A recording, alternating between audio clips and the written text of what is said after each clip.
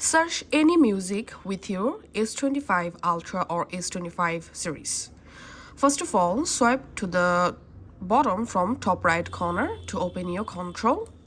Here tap on this pencil icon to edit controls. Select edit. Now under available buttons you have to find out these song search action.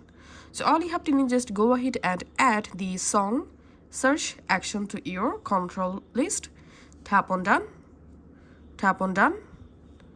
Once the search song added, now let's see how to find a music using this action.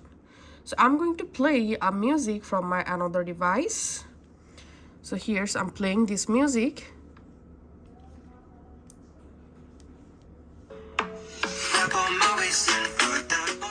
And then just tapping on search song.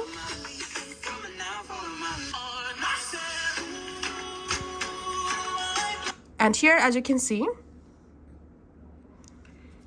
the song details is showing in my browser.